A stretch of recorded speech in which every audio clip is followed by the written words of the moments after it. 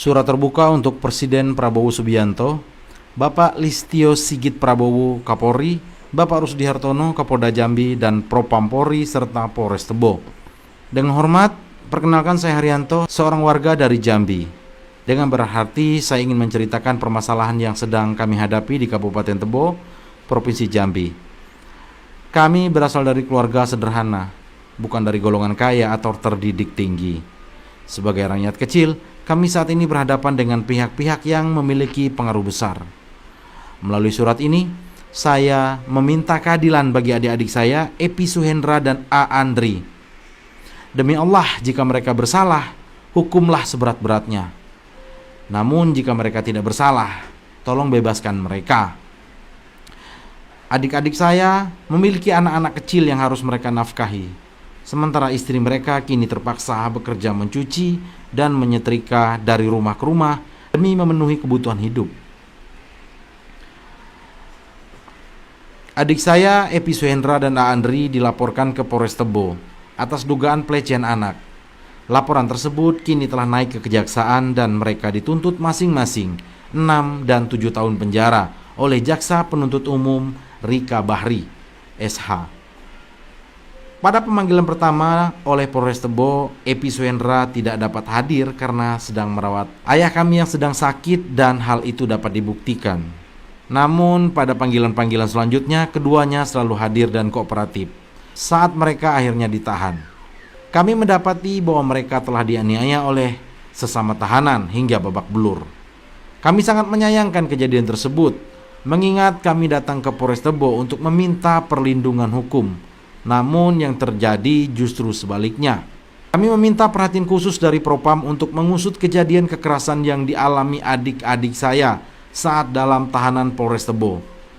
Kekerasan ini merupakan pelanggaran serius terhadap hak asasi manusia dan mencoreng citra institusi penegak hukum. Beberapa bulan lalu, kasus ini berjalan lamban tanpa kejelasan. Saat saya menanyakan perkembangan kasus kepada penyidik bernama Adi Birong melalui pesan WhatsApp, ia hanya menyebutkan bahwa laporan masih dalam proses menuju P21. Di suatu hari, beberapa orang yang diduga dari kejaksaan mendatangi Epi Suhendra dan A. Andri, meminta mereka menandatangani berkas tanpa kejelasan isi dokumen tersebut. Tak lama kemudian, mereka dipindahkan ke lembaga permasyarakatan untuk menjalani proses pengadilan. Setelah melalui beberapa kali sidang, jaksa menuntut Epi Suhendra dengan hukuman 7 tahun penjara dan A. Andri 6 tahun penjara. Sejak awal, Epi Suhendra tidak pernah mengakui tuduhan tersebut. Kami sebagai keluarga merasa difitnah. Berdasarkan alat bukti yang digunakan, seperti pakaian dan kesaksian yang tidak melihat langsung kejadian, serta tanpa adanya hasil visum, tuntutan tersebut sangat tidak masuk akal. Selama persidangan berlangsung, kami mematuhi aturan dengan tidak memasuki ruangan sidang yang bersifat tertutup. Kami hanya mendapatkan informasi dari kuasa hukum mereka, Bang Dian Burlian, yang dengan sepenuh hati mendampingi adik-adik saya. Saya sangat berterima kasih kepada beliau dan timnya. Kami memohon kepada majelis hakim agar tetap berpegang pada prinsip keadilan. Jika memang tidak terbukti bersalah, kami berharap terdakwa dapat dibebaskan dari segala tuduhan. Kami merasa tuntutan ini adalah intimidasi bagi rakyat kecil yang sedang mencari keadilan.